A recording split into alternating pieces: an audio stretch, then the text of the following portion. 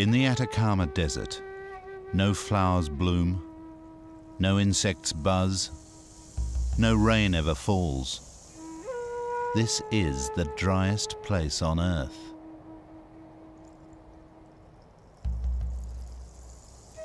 Yet there was once water here. The fretted hills speak of downpour and of deluge.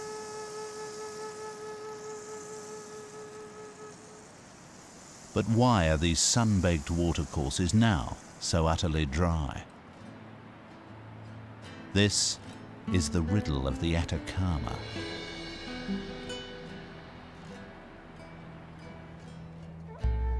Stretching down the western side of South America, Chile is an extremely long, narrow country. In the north is the Atacama Desert. It's confined by the Pacific Ocean on one side, and on the other, the mighty Andes Mountains. Here, beside the Atacama, nestled on the roof of the Andes on a great high plain called the Altiplano, there is water, and there is life.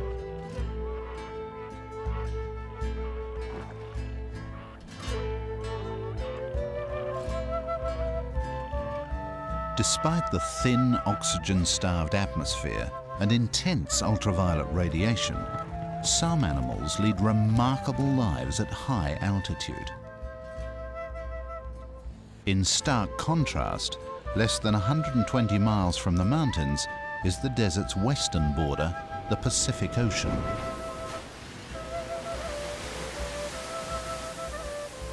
The sea's riches attract some unlikely hordes.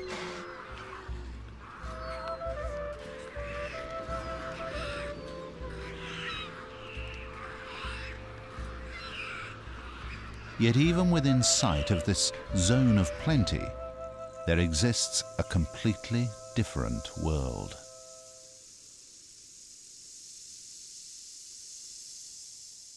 The sterile Atacama Desert is devoid of movement and of sound. Could any life exist within the desert's arid heart? The spell of silence is broken by air that sweeps down from the Andes. The fierce desert heat spins the cool air skywards.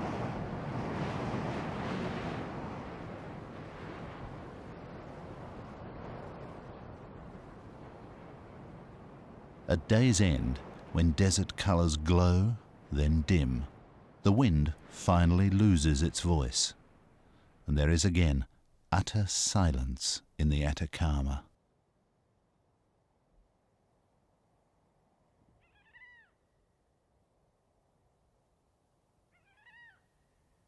Then, from the dark wilderness, eerie, unearthly cries can be heard.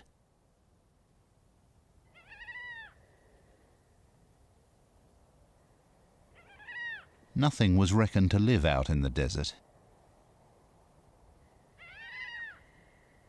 Nothing, except the gulls that were recently discovered here. Each night, some fly more than 60 miles from the sea. Navigating with great precision, they find their partner and chicks. The pair change over quickly. The nesting gull takes off to the ocean, while the homecomer serves supper.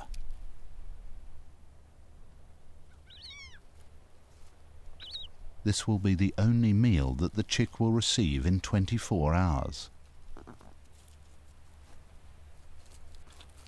Why do these Garuma gulls nest here, so far from food and water, and in the most extreme conditions? After feeding, these remarkable birds quickly cocoon their nestlings against the freezing desert night. Garuma gulls can withstand these cold conditions, but with the return of the new day, they must cope with the opposite problem: extreme heat.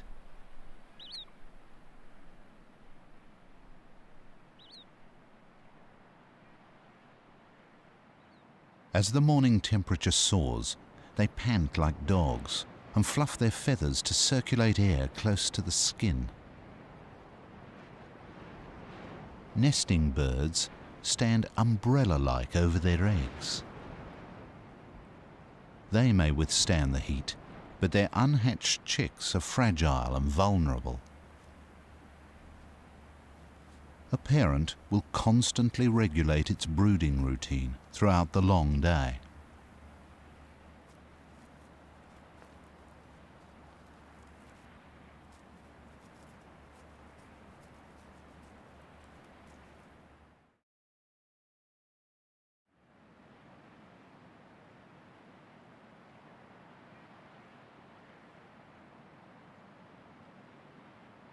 A Guruma gull's specialization for desert life begins even before it has hatched.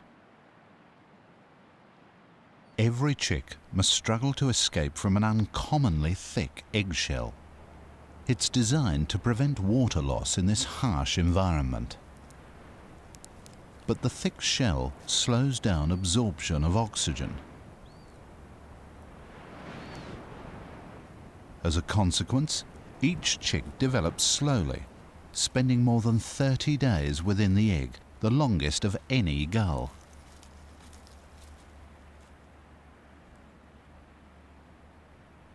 "7 days after hatching, both parents begin feeding at sea by day, leaving their chick home alone. This is the most perilous time of their lives.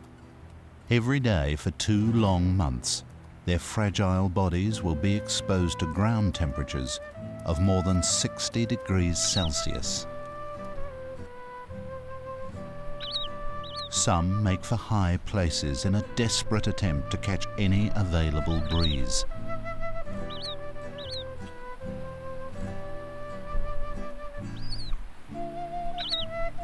Others use whoever or whatever they can as sunshades.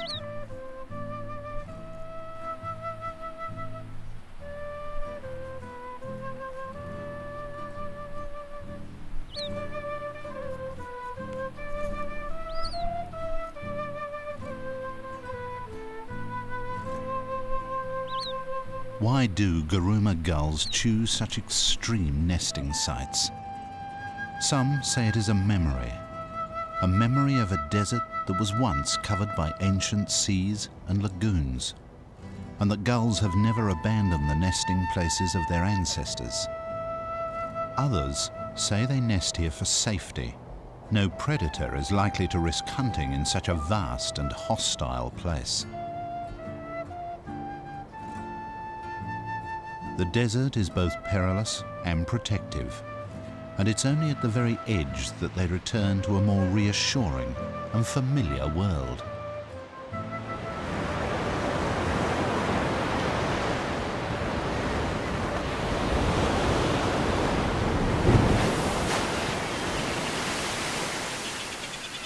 The contrast between desert and ocean could not be greater. Guruma gulls go fishing in one of the richest seas in the world.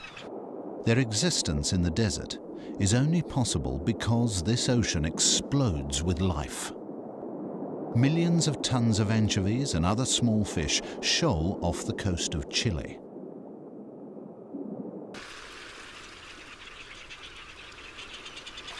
Inca terns dive vigorously on a shoal of anchovies. They take only 1 or 2 fish and run a rapid shuttle service to waiting youngsters. Unlike the desert dwellers, these chicks receive food on demand from the ocean on their doorstep. These most unusual and resplendent terns perform strict courtship rituals.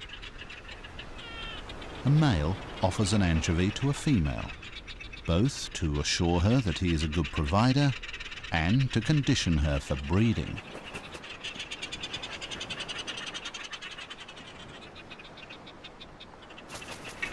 Like brightly attired courtiers in a medieval pageant, they bow appeasingly. And only when due ceremony has been observed is the mating ritual completed.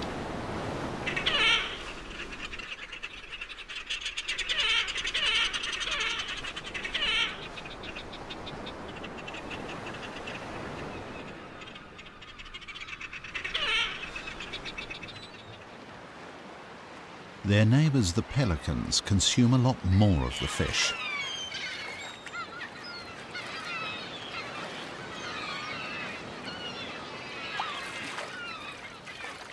Pelicans can scoop up to 7 pounds of anchovies in their throat pouches.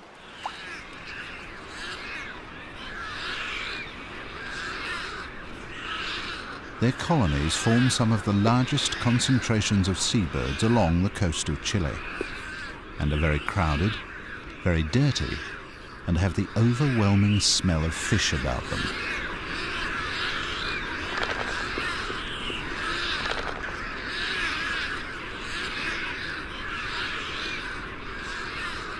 To prevent soiling and infection in a place of filth and parasites, even large chicks lack feathers, looking more like strange prehistoric reptiles. Lunch today and every day is part digested anchovy gruel.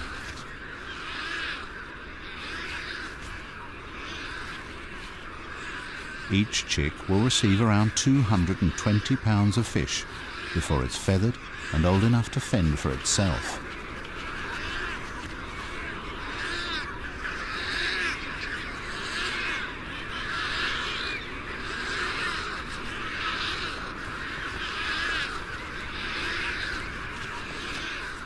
The same feeding frenzy is taking place among 20,000 other pelicans, and of course among all the other seabirds along the coast.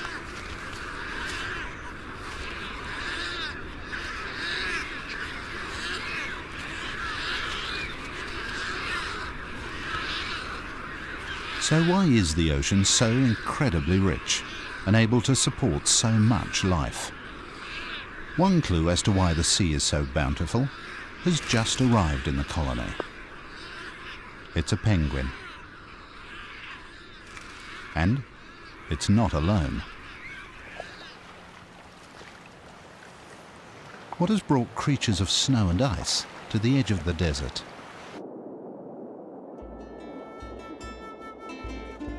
The answer lies in their name, Humboldt penguins. They're here because of the exceedingly powerful Humboldt current. Flowing all the way from Antarctica, it brings great riches. The current also brings masses of cool water. It rarely gets above 12 degrees Celsius.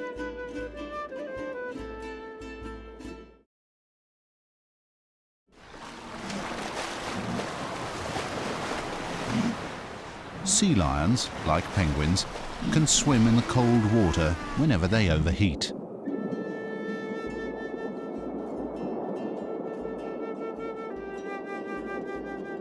Curious juveniles perform their languid ballet in water of surprisingly low visibility. The water is cloudy because of the incredible growth of plankton, up to 4,000 microscopic organisms in every pint. Conditions are ideal for plankton growth. It's stimulated by oxygen-rich water, upwelling minerals, and the intense sunshine. This incredibly rich broth at the bottom of the food chain eventually feeds everything along the desert coast.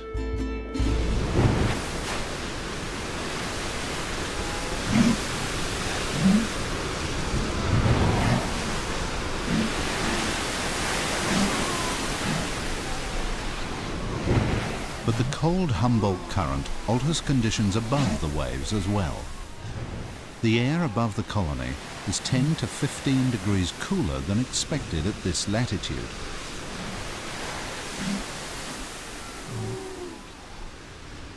Cooler air does make life a little more bearable in the sea lion colonies.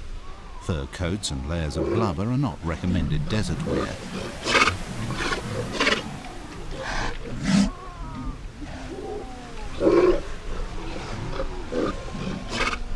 But if the air is not cool enough, then there's always the luxury and relief of the Humboldt current. And it's out over the cool ocean that one part of the riddle of the Atacama can be solved. At these latitudes, there exist permanent high-pressure zones generated by dry tropical air. They prevent any clouds bearing rain from reaching the land. However, the air above the Humboldt Current offers some relief.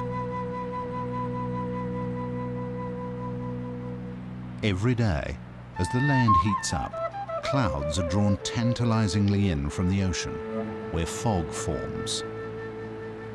The fog billows and swells, obscuring the sun.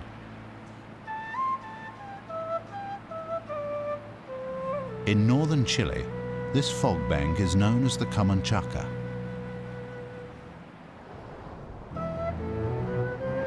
But the Camanchaca is not a totally empty gesture.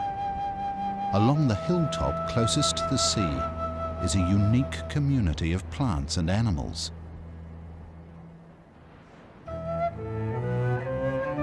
All live on the very edge of life.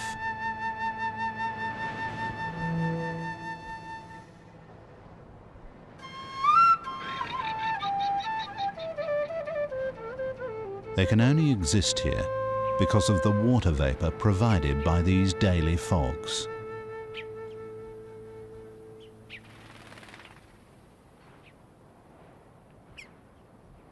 Moisture may condense on lichens or the spines of cacti. Ridged stems then funnel water down to the roots. The Camanchaca brings the miracle of life to the desert fringe, but it's a cruel and empty gesture to the parched land beyond. A few hundred yards from the coast, the fog evaporates into thin air.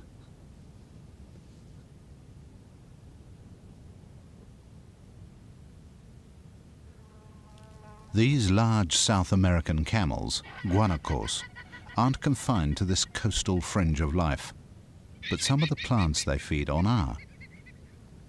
Guanacos survive on this tough plant material. For water, they will suck lichens like a sponge. The cacti that survive with least water are barrel cacti. On the extreme edge are those that bury half their barrels into the earth to help reduce moisture loss, and they also religiously face the noonday sun to minimize the area exposed to its harsh rays. They mark the edge of the desert, the edge of life.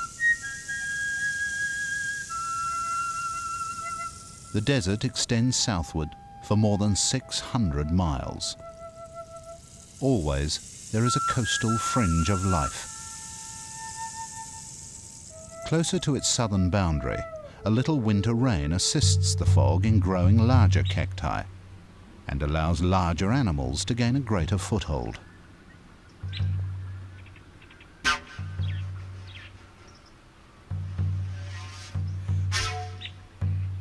The main food of the black-chested buzzard eagle are dagoos, small rodents of the desert edge.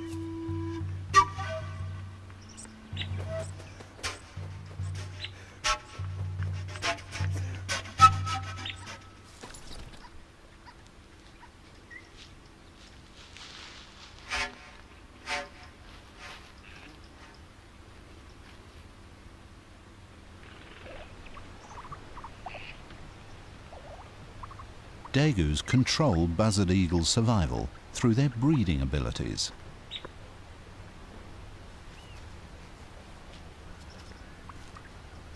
In most years, dagoos can breed to very high numbers because they're superbly adapted for life on the edge of aridity. They don't drink water, as there is none. Each animal takes its entire water needs from the plants it eats. And as these plants are very tough and dry, so the dagoos' needs are very small indeed. To prevent overheating and water loss, they emerge in the cool of the morning and again in the early evening to feed close to their burrows.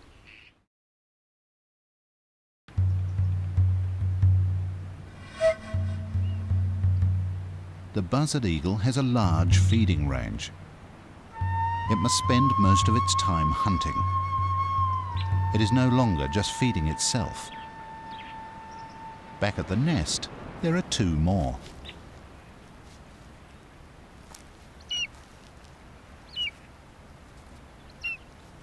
One chick is clearly stronger than the other, but there is a harsh survival logic in its aggression.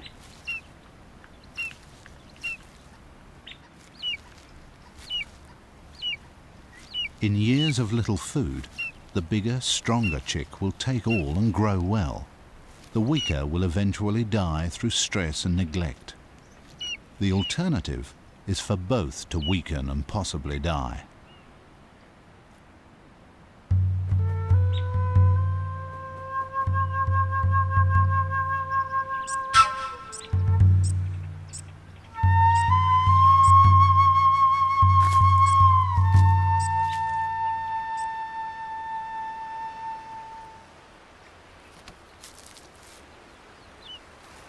The eagle parent returning with food does not play favorites. It dismembers another hapless dagu. It feeds the nearest begging mouth, which always belongs to the stronger chick.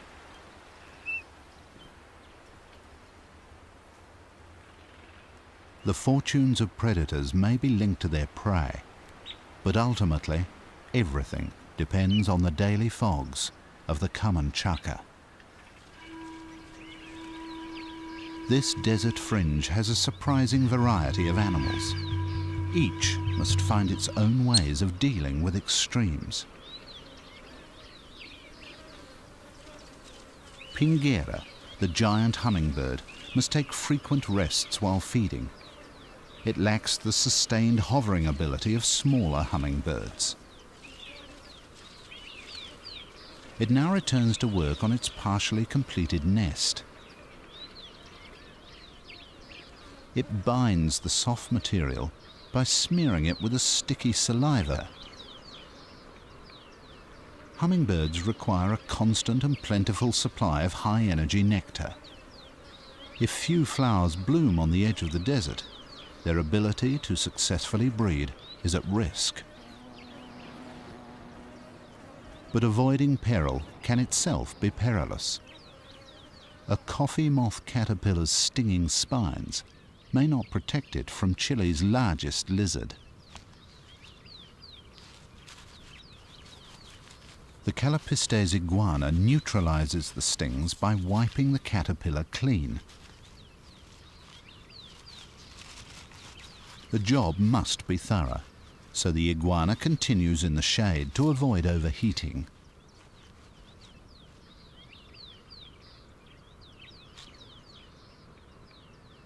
But in the constant balancing act of hunger versus risk, some food remains permanently off the menu.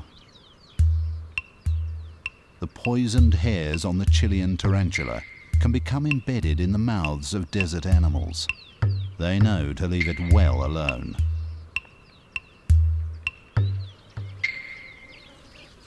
Pinguera stays out in the midday sun. She's hunting insects on the wing.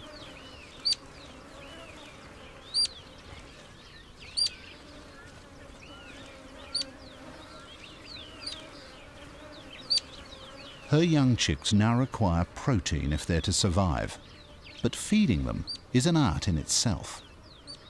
It combines the delivery rate of a petrol pump with the aim of a sword swallower.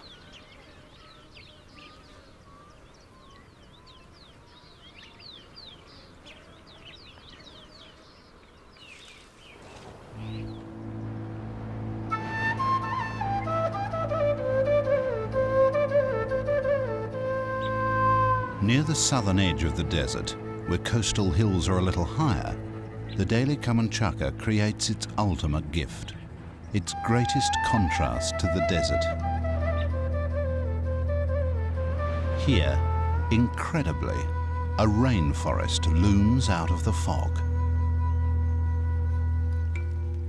The high hills catch just enough fog to grow a few tiny forests, which are known internationally as great wonders of the botanical world. Trees and shrubs capture 6 times more moisture than the lower slope nearby. Branches are draped with epiphytes and mosses, and the air is filled with the pungent aroma of humus.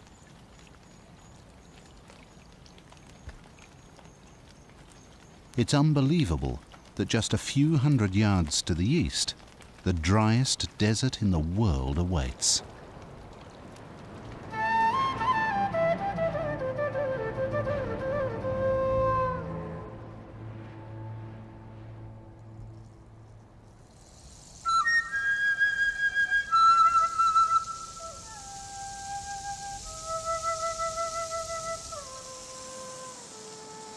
In the millions of years since rain filled the watercourses of the Atacama Desert, this wilderness has proved a highly effective barrier to the movement of wildlife.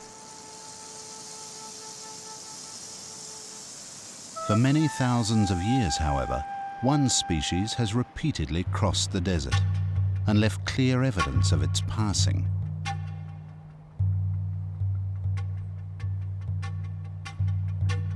These huge geoglyphs were probably ancient signposts.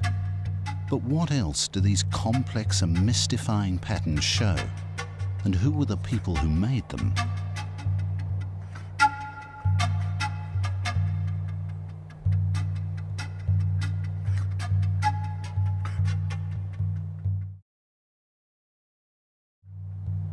Closer to the mountains, in valleys where a little water brings a splash of green, there are caves. In them lie the remains of peoples thousands of years old.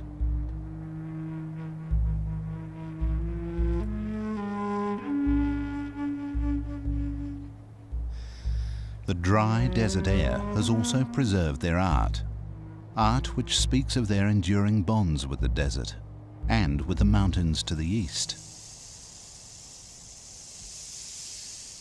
Candelabra cacti stand as sentries. Beyond them, mountains rise to the Altiplano, the high plain.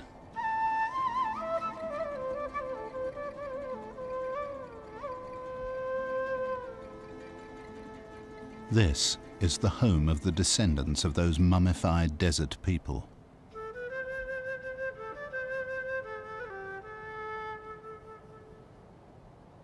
Every morning, an Aymara herdsman greets his gods.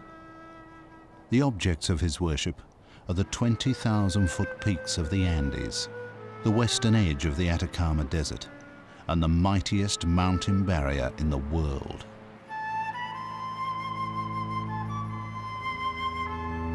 The mountains are flanked by scores of active volcanoes, ominous and potent indicators of mountains in the making.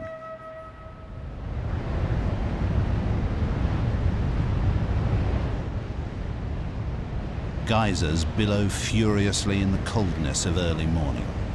They are born of intensely hot rocks close to the surface. Far below, continental plates collide, forcing these young mountains ever skyward. And just as the cold Pacific Ocean answers one half of the riddle of the Atacama, so the Andes answers the other half.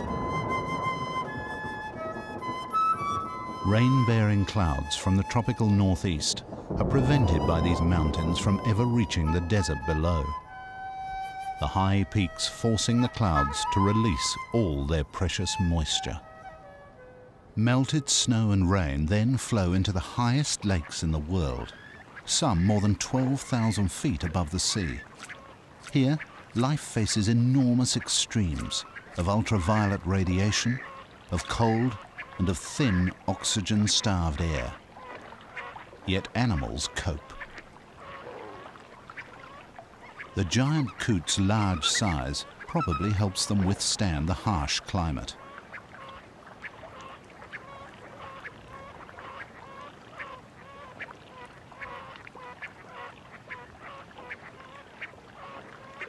Whenever lakes are ice-free, the birds will gather large quantities of weed to construct huge volcano-shaped nests.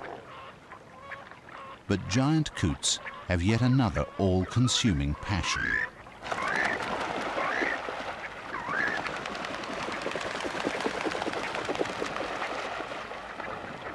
Family groups are forever disputing territory. If one group crosses some invisible line in the lake, their neighbours will rush out and beat them up.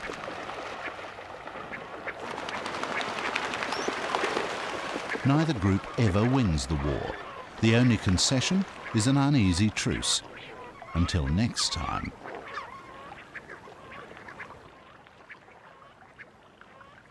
From the high lakes flow rivers and streams which create precious ribbons of green, known as bofedals. For centuries they've been lifelines for the Aymara and their flocks of llamas and alpacas.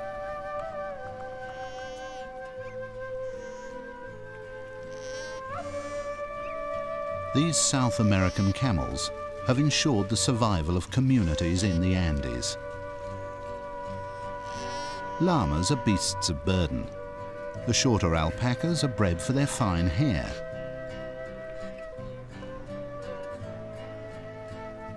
Life above 12,000 feet has demanded adaptations of both the animals and the people who tend them.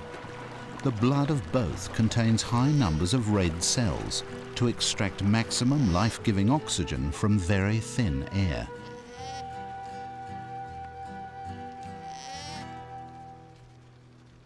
A wild type of camel also lives up on the Altiplano.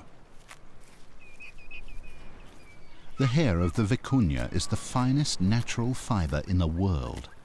It was more highly valued than gold, and the desire to possess it very nearly led to their extinction. Their numbers continue to recover.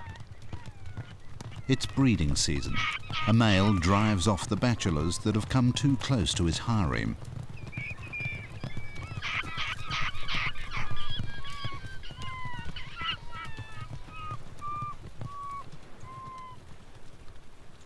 Vicuña rarely pause during these high-speed chases, which may go on for hours.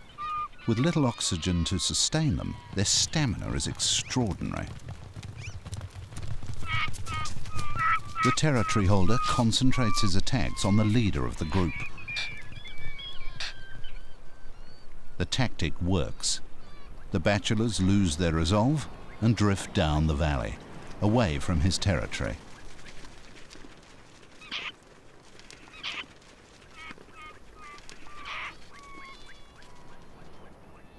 The plants are extremely tough and spiky, with little food value. Yet these remarkable animals not only survive, they're coming back from the edge of extinction. A fox is attracted to the birth of a vicuña. Vicuña births always take place in the early morning. The infant dries off and gathers its strength in the day's sunshine.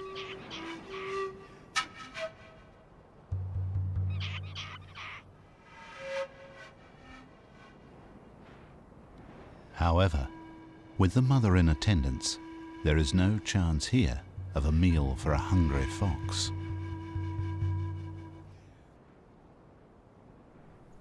But as the supreme opportunist, the fox will take advantage of any food source. These qualities have enabled it to prosper in all of Chile's extremes.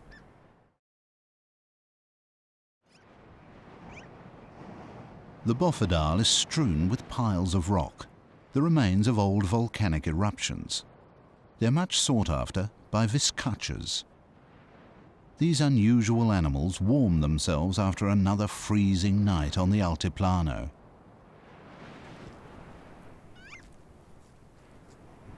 Though vizcachas look and behave like rabbits, they're only distant relatives. They're far more closely related to the Andean big-eared mice, with whom they share the rough grass and the dangers of the bofedal. Viscachas and mice, by feeding side by side, provide each other with a survival strategy, an early warning system.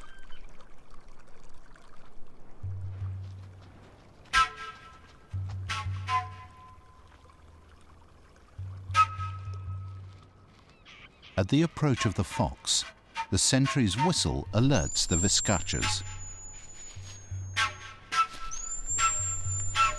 But a few mice fail to heed the warning.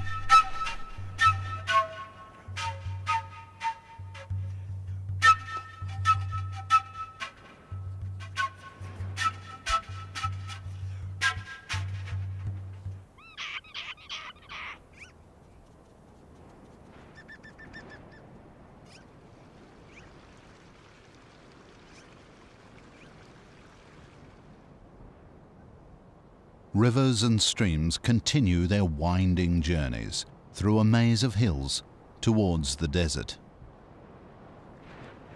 Most will never make it. They end in large basins. Here, water evaporates rapidly, leaving vast salt pans, stretching as far as the eye can see. There are signs of life in this desert of salt. A pink stain from a washed-up tide of algae and bacteria feeds tiny brine animals. They, in turn, feed some highly specialized birds. Flamingos gave rise to the legend of the phoenix, a bird said to live for 500 years, then built its own funeral pyre from which it rose reborn and unscathed by flames. Though their feathers are still tinged with those legendary fires, the red colour comes from a carotene pigment in the brine creatures on which they dine. 3 species inhabit the salt lakes. Both the James and Andean flamingos strain the water for the tiniest microorganisms, whereas the Chilean flamingo feeds according to its Spanish name, flamenco chileno.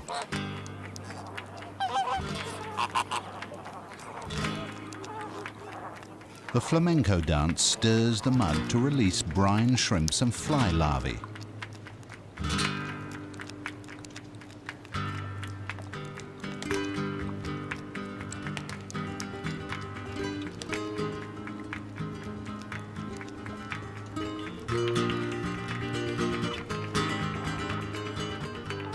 Other birds perform ballets of the brine lake.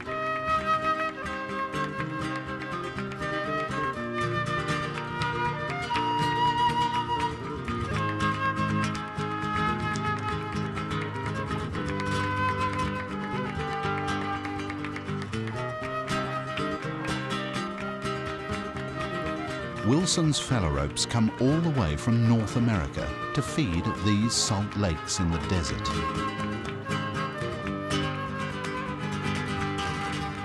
Others live nearby all year round, like Andean geese. But whatever the bird, and by whatever means, scythe, sieve or spear, they all reap the harvest of the salt lake.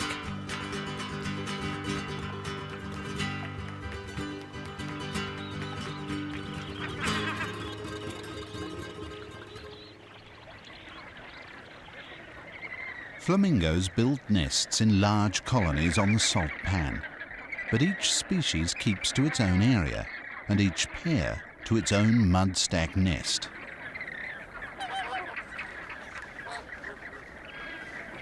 Young chicks are unable to feed themselves. Instead, their parents feed them a blood-red secretion similar in composition to mammalian milk. Flamingos are highly adapted for life on the salt pan. Not only must they cope with extreme heat, but also with the highly caustic salt. As chicks grow older, they gather in large groups for mutual protection.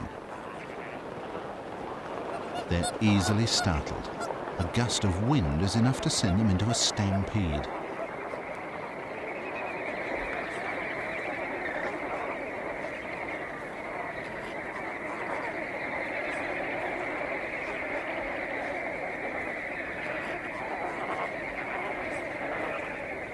These flamingos are true survival specialists. They overcome the heat of the driest desert in the world, where the rules of life are brutally simple: adapt or die.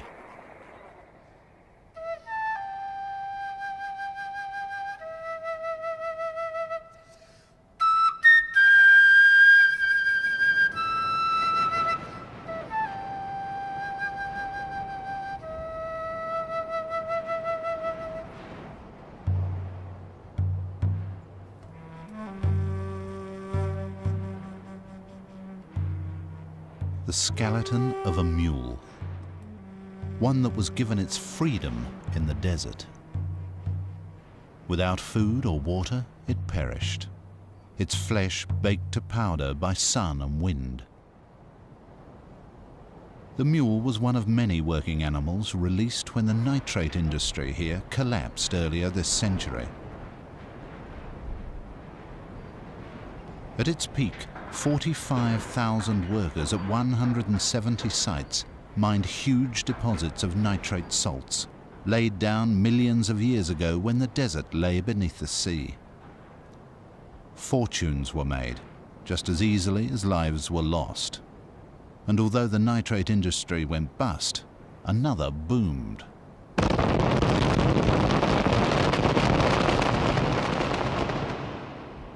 The largest man-made hole in the world, at Chuquicamata, has been created in the search for copper. Up to 2% of the rock is pure copper. This is the desert's buried treasure. Copper remains the biggest contributor to the Chilean economy. Ore is taken out of the ground at the rate of 500,000 tons a day. And pure copper rolls out of the desert on huge, never-ending wagon trains. Technology and profit keep people in the Atacama. Should either fail, then they will leave.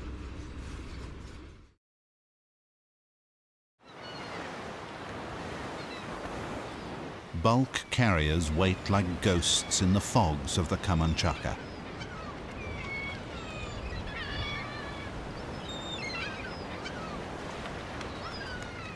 Of all of northern Chile, it is the sea that is the least extreme place to live. The cool and powerful Humboldt current brings riches beyond belief from distant Antarctic oceans. These riches attract a great variety of predatory fish and marine mammals to the edge of the desert. But they're not the only hunters of the deep.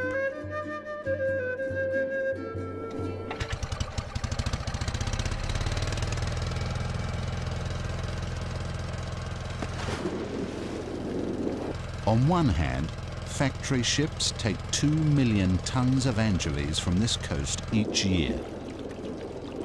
On the other, a solitary diver on the end of a breathing pipe gathers what he can. Such is the bounty that even he may gather more than 100 species of fish and shellfish.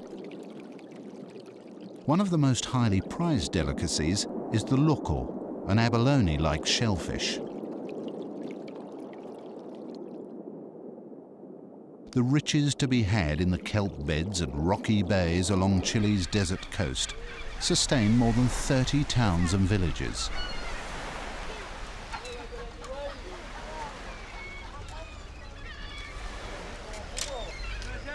This is not commercial harvesting of the sea by factory ships, but small-scale fishing to feed local families. In this way, the needs of the people are no different to that of pelicans or sea lions or penguins. All rely on the bounty of the sea, but that great bounty is balanced on a knife edge. The riddle of the Atacama is explained by a weather machine out beyond the coast.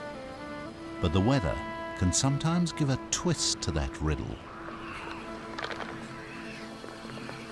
All creatures that make a home along the coast of Chile live on a border of extreme contrasts. On one side of the shore, there is immense richness. On the other, there is only poverty and sterility. But in some years, the parched desert has its revenge, and the sea becomes as barren as the desert. In the years of El Niño, a reversal of weather patterns and ocean currents transforms the sea. It is warm, clear, and there is little plankton. Without plankton, there are no anchovies, and without anchovies, the birds disperse or die.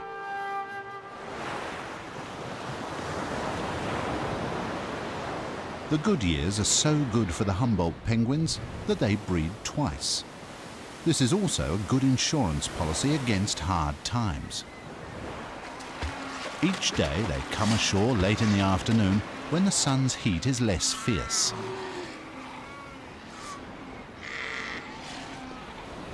But once ashore, they face the problem of life on a bountiful and popular beach.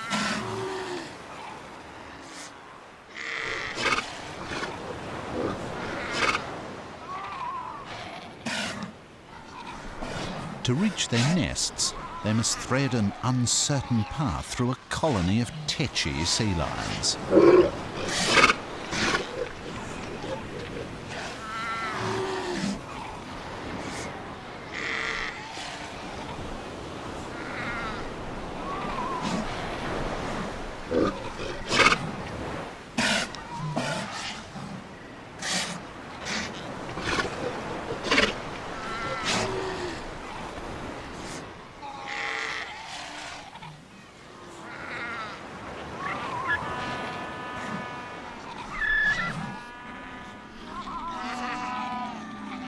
Mission accomplished. But now come the energetic rituals of greeting one's family. This frenzy of calling, preening and courting comes at the end of a day when a penguin may have had to swim 30 miles to fill its belly with fish, a very long way for a small bird. But in bad years they may swim 2 or even 3 times that distance and still come home hungrier than when they left.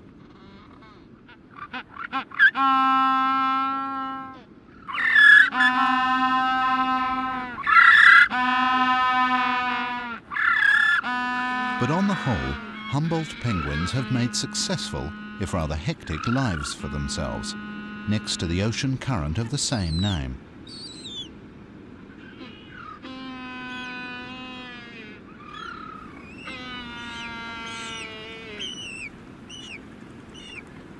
For penguins, the benefits of good years always outweigh the risks and disasters of bad ones. But further along the shore, there are birds for whom every year involves huge risk. Guruma gulls live constantly balanced on the edge of survival.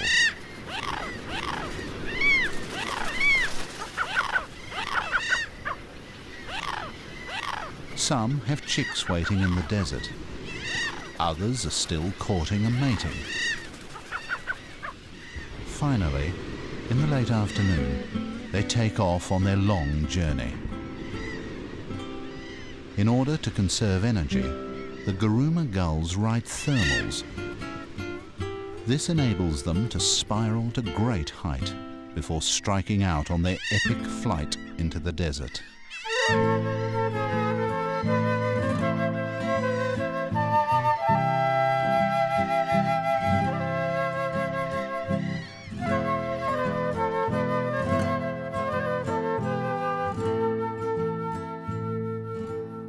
They alone choose to raise their young in the middle of the driest place on Earth.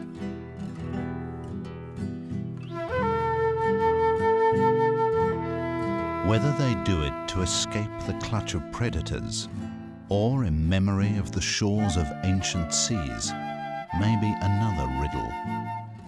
But their endurance here is truly heroic.